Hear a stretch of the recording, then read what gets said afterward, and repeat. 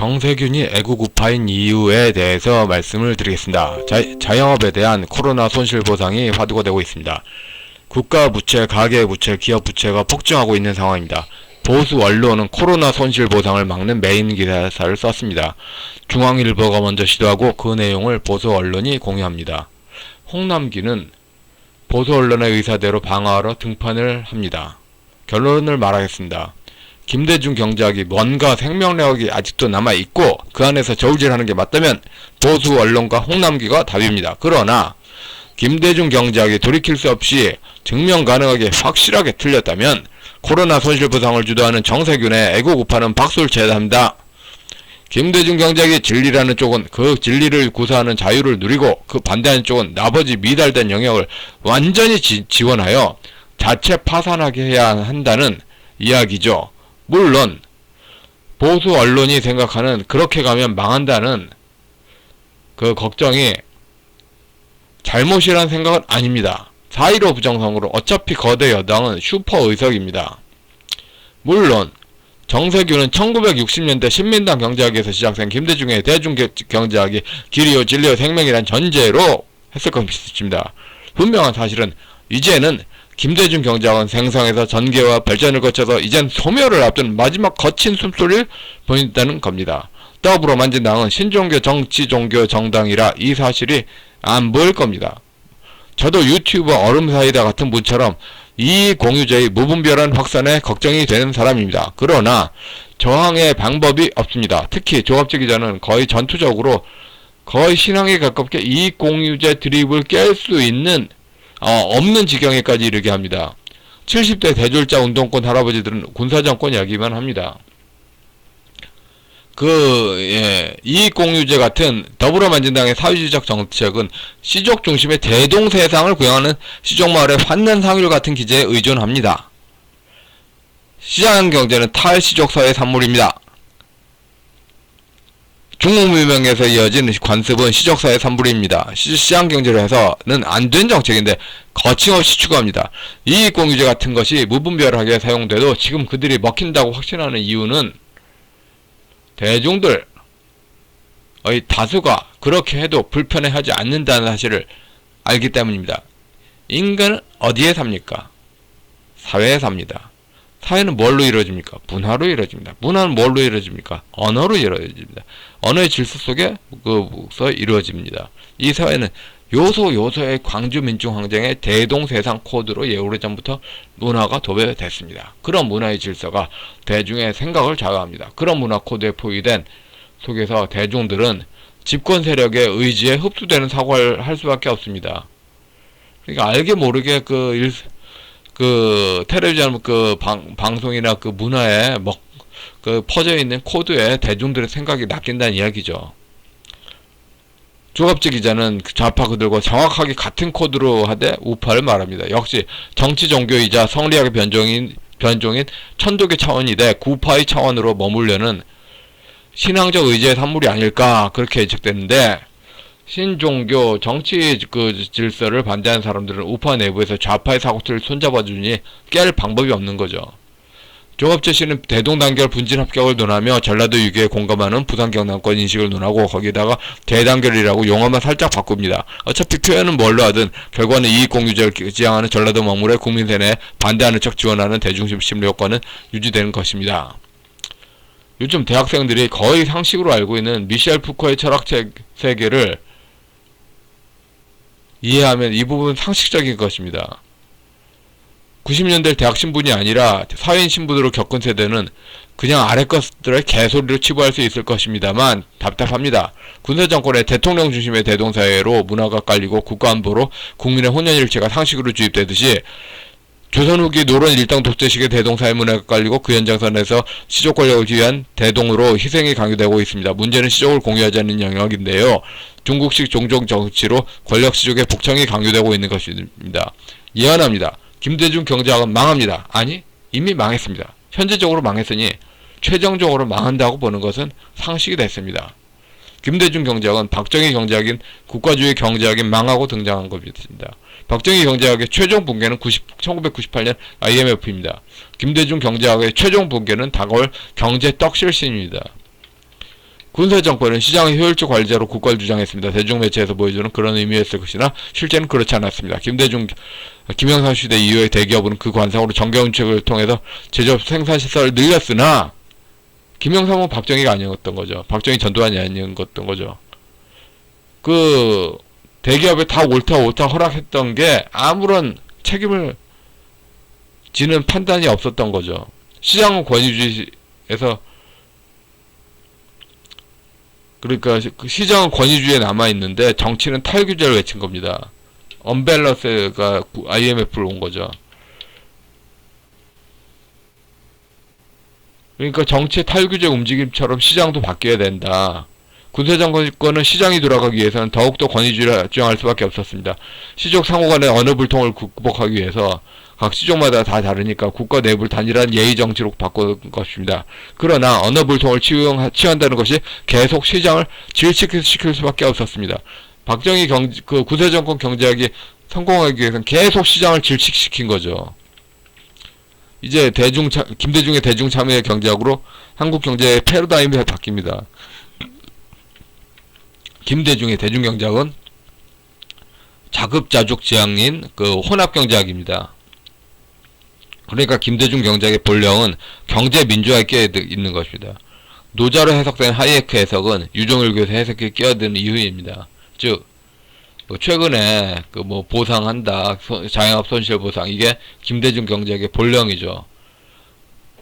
누가 어렵다는데 지원 안 하는 게 이상하다. 농민 경제학에선 그게 기본입니다. 그러나 농민 경제학이 시장 경제학입니까? 이 반론을 꾸준히 하고 싶은 사람이 있었는데 완전히 망하기 전까지는 반론에 씨가 안 먹히는 게 가장 문제죠. 경제민주화와 노자시장 경제를 대승불교, 원불교식으로 아우른다는 지도자 문제가 김대중입니다. 국가주의 경제가 권위주의로 시장 질식과 비효율 문제를 낳았다면 대중참여 경제학의 문제는 바로 대중참여의 표현과 다른 실제 의미에서 나왔습니다. 김대중 정치학은 천도교 신파의 정치의 연장입니다. 교황님아, 김대중의 천주교 교적은 장신용이다. 문지양의 천주교 교적도 마찬가지라고 봐야 한다. 언제까지 장신용 교적에 속고 살 것인가? 천도교는 밀란신앙입니다. 밀란 주도자의 대중이 후원하게 끼어드는 것이 참여입니다. 좌파 정치 문건들은 대개 이런 식의 참여를 논하고 서구 정책 개념으로 나아갑니다. 그러나 이는 끝까지 천도교나 원불교 프레임을 중국사 상사 맥락에서 해석하는 노비화 운동입니다. 참여가 곧 개돼지 노비 줄서기 운동입니다. 현실 영역에선 사대부에 불려다니고 정치 영역에선 또 다른 윗분에게 불려다니는 겁니다. 군사정권 경제학이 왕에 연결된 종법제로 비효율을 나왔다면 김대중 경제학은 더욱더 큰 종법제의 비효율을 만듭니다. 다른 게 아니라 지금 무수하게 좌파 정권에서 나온 무수하게 악법들이 다 전라도 좌파 시족법, 종족법으로 나온 겁니다. 군사정권이 파시즘 경제학이다. 예, 그 말이 맞다면은 좌파 더더욱 파시즘이죠. 그리고 독일 교회 협의회는 한국의 파시즘을 수출한 것이고, 김대중 경제학은 김대중의 천주교 교적을 장신용이 아니라 실제 신앙이라고 착각하는 국제사회의 인식 때문에 진실이 가려졌습니다. 민중신학이 종족법을 지향하고 그 연장선으로 샤머니즘 신앙을 지향하면서 성경의 그리스도 신앙인 척하는 국제 이미지 메이킹 때문에 가려진 것입니다.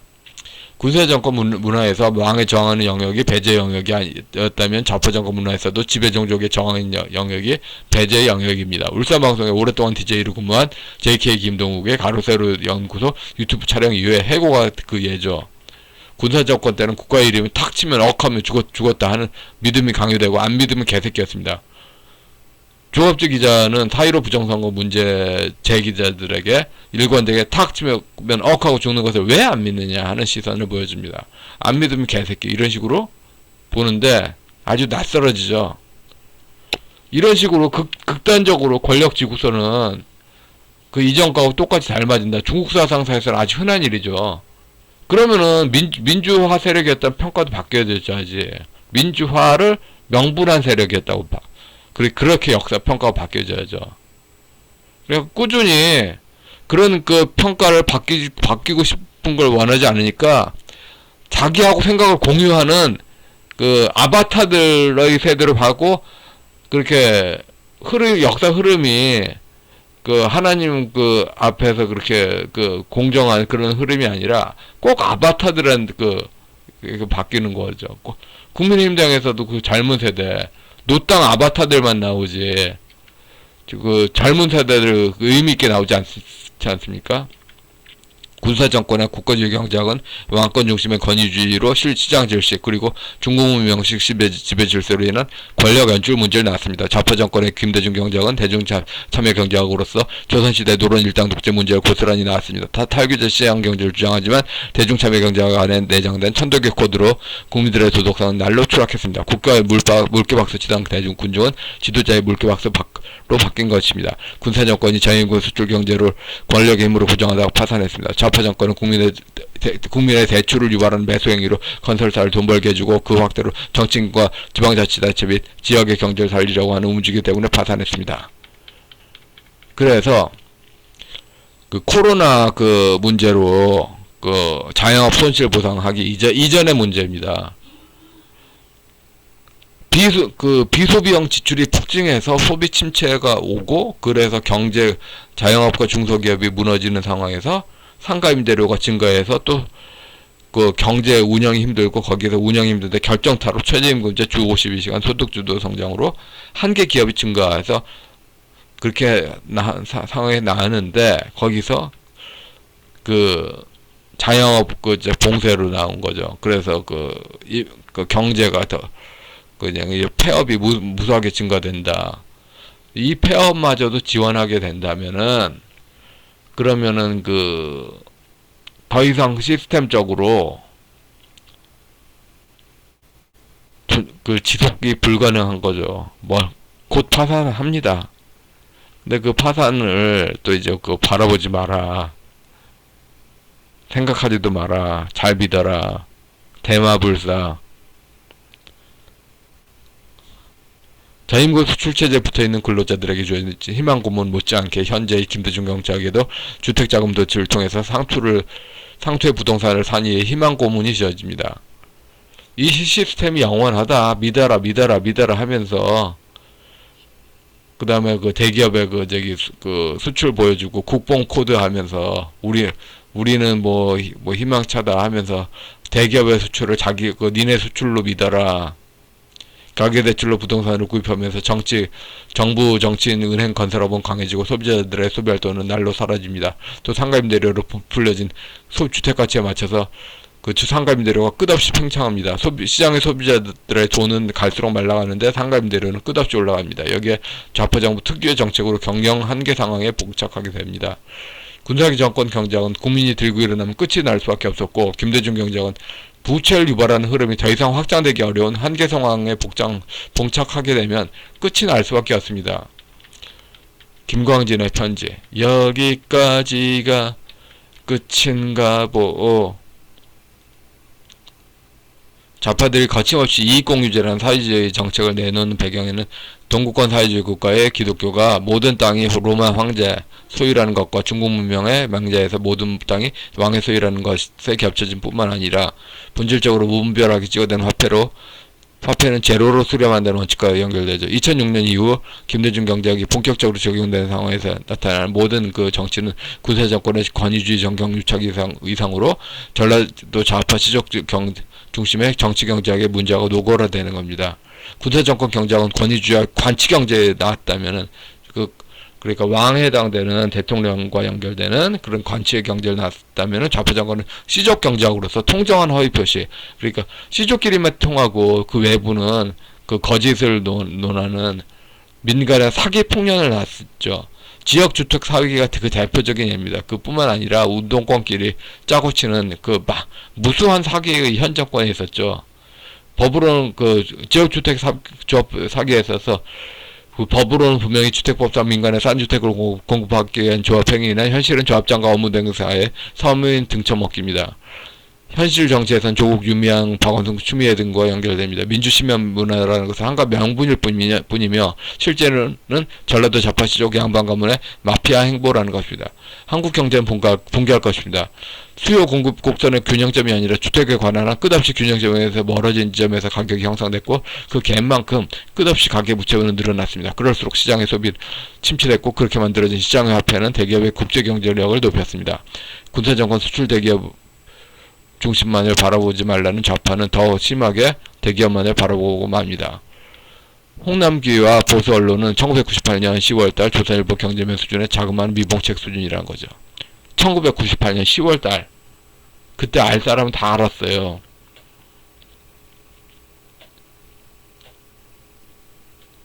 억지 노력으로 2년을 거슬러 괴롭히는 수준을 홍남기야 보수 언론이 하는 건데, 근데 김광진의 노래 가사처럼 억지 노력으로 2년을 거슬러 파산이 예정된 김대중 경제학에 희망 고문을 하지 않겠어.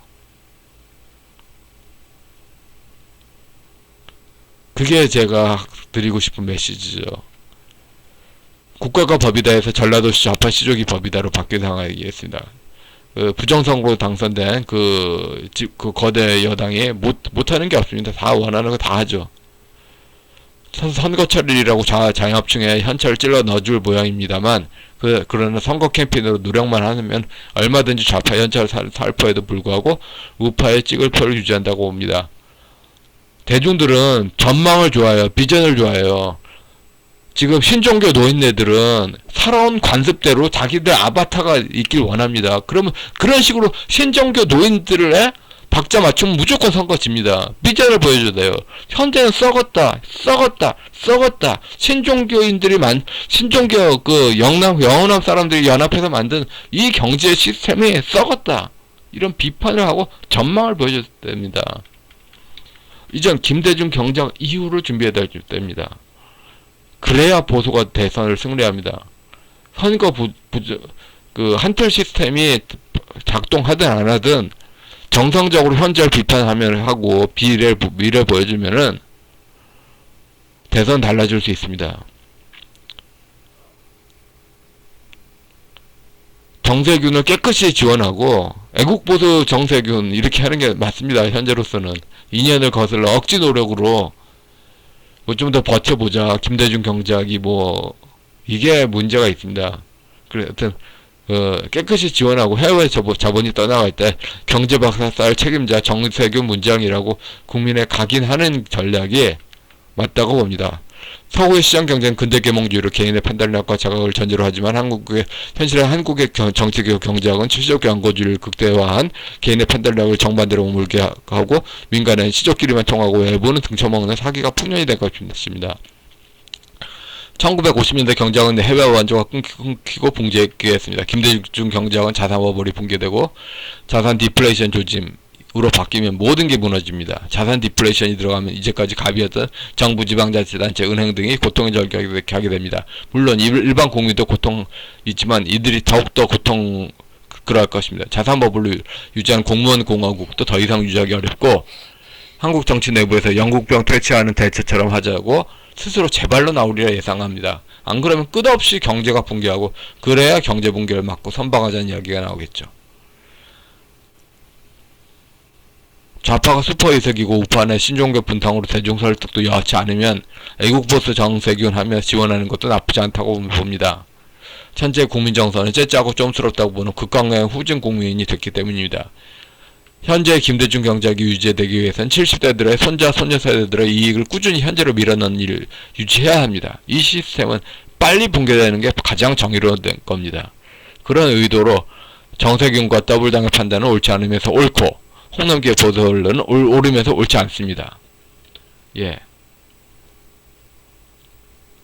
구독, 좋아요 부탁드리겠습니다. 예, 여기까지 하겠습니다.